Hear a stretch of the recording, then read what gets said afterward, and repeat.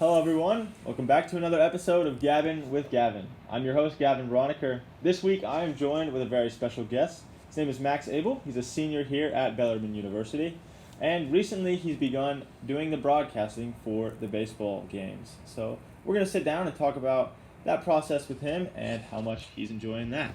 So, Max, it's a pleasure to have you on. Pleasure to be here. Max, how long have you known that you wanted to go into something like broadcasting? About 22 years. Yeah. You kind of have the voice for it, I think, and that's Appreciate something that, just being around you. Max is a bullpen catcher here at Bellarmine University. So we learned pretty early on that he enjoyed to color commentate the games, regardless of doing that in the studio or not. And then it was pretty cool for all of us whenever you started officially doing that. Yeah. So, yeah. So what was that process like? How did you go about getting that job? So I didn't even know that was a thing until I saw all the guys setting up cameras right before one of our games once. So I asked some guys and ended up finding out that our games are streamed. So I asked our coach, Larry Owens was coach at the time, who I should email and get in touch with about doing that. And he directed me to a guy who told me to email this guy, who told me to email that guy, and eventually talked with Jack Kaiser, who's, I don't know if he's still around, but he was kind of in charge of putting guys on the air for that stuff. And ended up doing a couple of games. That would have been my sophomore year, kind of the end of my sophomore year.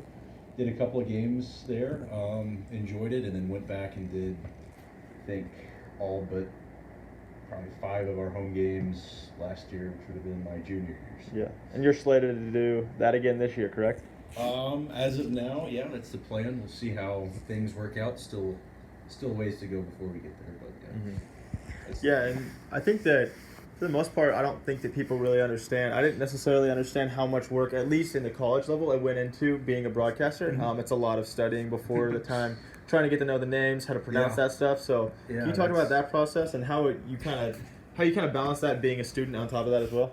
Yeah, as far as balancing it, this isn't something that I should put out there, but like I actually enjoy that stuff. So it doesn't. It's not like homework where you have to find time to do it. I actually enjoy that stuff.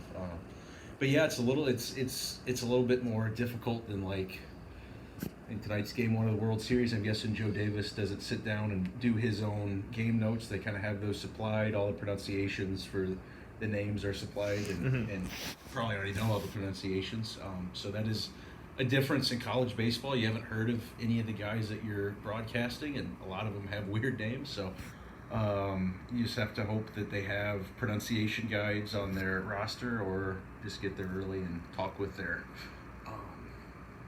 coach or something. I see how to pronounce their names. But yeah, it's a little bit more work, but I kind of enjoy just looking up stats, looking up just weird facts about guys. I think that's pretty fun. Yeah, some of the things that we kind of noticed in some of your calls, like you would at times mention the area that person was from, maybe the high school that they played in, just kind of giving a little backstory to the player. That I know that is something that you kind of have to do on your own time. Some of that's not supplied, so I think that's something that's really cool that you provide from a broadcasting standpoint. Yeah, it's part of, I think, kind of a unique thing with baseball. Like football, there's a lot more. It's more so, there's space for kind of that just kind of filler material, but not as much, because you talk about the play and then you shut up and let the color commentator come in and talk about the play, and then the next play starting. Baseball is slow and boring, so you have to have some stuff to fill in and make it just fill in the open space. I guess. Yeah. And then you mentioned a commentator earlier on that's going to do the World Series tonight. Is there some commentators like throughout your life that you sort of just liked and sort of want to mimic a little bit in your own calls? I don't think you're going to hear. I don't think anybody's heard of these guys outside of Atlanta. But the guy who, the reason that I want to do this was when I was growing up. I had the alarm clock radio in my room. Yeah. So I'd listen to Braves games when I was supposed to be asleep. And the guy, he still does some games. He's not the number 1 guy anymore. He kind of fills in. His name is Jim Powell. Okay. And he was the first one that I listened to. Like, yeah, this guy's really good, and I want to talk about baseball for a living. Mm-hmm. He's really good. The new guy who's done most of the new number one guy, Ben Ingram, is awesome. I think if you ever heard his voice, I'm not going to do a impersonation because I suck at it. Wouldn't be any good. But if you look up Ben Ingram, he's got a very distinct, very I don't know if iconic's the right word, but you know it's him. Yeah. But he's really good. Just that because that's what I want. I want to be working toward being a broadcaster for a team, so I can be a homer. Yeah. But I just enjoy the everyday part of that, getting to travel with him, go to different cities. I think that would be really cool, and those are the two guys that I listen to the most. But yeah. Yeah. So, other than obviously giving you this opportunity now to be doing the games here at Bellarmine, how else do you think that Bellarmine University has prepared you and sort of grown you into developing that broadcasting part of yourself? Yeah, I mean, these broadcasting classes are, I think, really big.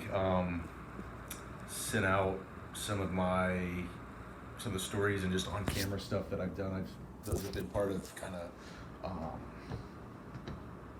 resumes, but just part of job application that I've sent out to a couple people, and just learning how to cover news stories, which, I mean, I don't want to work in news, but I think that's big, just learning how to interview people, how to For sure. kind of script out what you want to say in a stand-up, because that's part of broadcasting is you do an opening, you do a close, just so that experience, and just, I mean, done a lot of writing as well, which is also really important, even though, again, I don't want to be a writer, but a lot of these, especially the entry-level jobs, entail a good bit of writing. So just a lot of experience in applicable areas, and not just experience, but stuff that I can send to people now, which is huge. Yeah. One of the things I think, just kind of following baseball, that's pretty unique with the baseball broadcasting side of things is that, one, you're sort of telling a story along the way. You have each players you kind of introduce, you talk about a little bit, and I think that's really unique, but also you have to try to find time for what they say, letting the game breathe.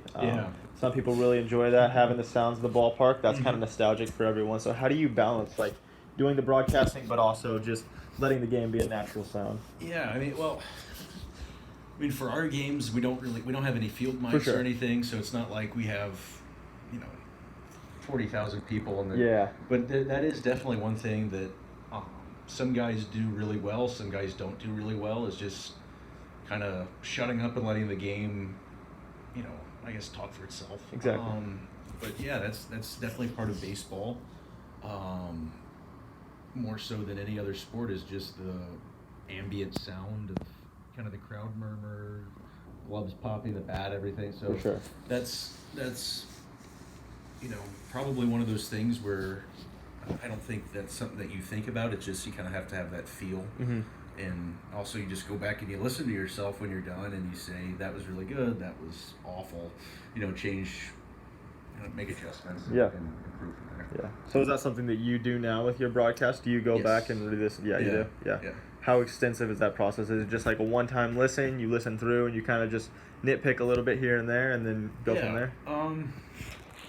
I don't, it's a little bit different from, like, if you go back and watching film back when I was back in the football days. It's not like I go back and rewatch it like 30 times. But it's more so just like watch through it once and kind of, did I enjoy listening to that? Would that, would I go on Twitter and complain about this guy? But just it's nothing, huge nitpicky. It's just go back, listen to it. Did I sound good? Did I, what are some things that I liked and can keep? What are some things that I should probably scrap? And just from, lines that I use to just, added information. Sometimes I say something, added information, kind of that filler, and like, that really wasn't that good. So just stuff like that. Yeah. But it's not like I'm going in and rewatching the same clip like 7 times. Yeah, for sure. Yeah, understandable. So one last thing before you go, I want to ask. So, is there anything that either, like, a favorite call that either you've done or just like that another announcer's done that you kind of enjoy? I definitely have a few. Your first home run call was pretty iconic. We had that's good. We had Webby. Though. exactly, yeah. Webby So going one of our deep, yeah. teammates, Webster Walls, hit his first career home run whenever. That was my first one. Yeah. Yeah, when Max was in the booth, and it was pretty electric. It was pretty fun. One. Yeah, that was a fun one. My favorite calls my favorite call that I've ever heard. I'm gonna be biased because I'm a Braves fan, but it was Ben Ingram. It was Game 6 of the World Series when we won in Houston, and when Jorge Soler yeah. ball over I don't know if you've heard it or not, but if you look up Ben Ingram, Jorge Soler home run, that one was, I'm not gonna do it. But that was a good one. There's also, there are a lot from this guy. This is probably my favorite broadcaster ever, and I think the best one that I've ever listened to. It's actually a hockey guy. Okay. Mike Emmerich. Never heard of him. If you heard his voice, I think if you watched any Stanley Cup games from, probably, I don't even know when he started, but he retired, I think during 2020, kind of a high-pitched nasally voice. Okay. But he was so good. He had so many really good calls. But add him to the list of favorite broadcast because hockey's such a fast space. Oh yeah. You have a bunch of Eastern Europeans who have weird names. But I never heard him mispronounce anything, stumble. He was really good, always matched. Because that's what you're doing is you're trying to match the moment with the words and your call. And he had so many huge moments, and he matched them. It was. If you look up Mike Emmerich, there are some good ones there. That's all I got for you. Thank you for coming on. Thank you. Best of luck this upcoming spring. Appreciate it. Yeah, for sure. Thank you all for watching another episode of Gabbin with Gavin. Make sure you guys check out Max's broadcast this upcoming spring. And tune in next week to see which guest I have on next. Thank you all.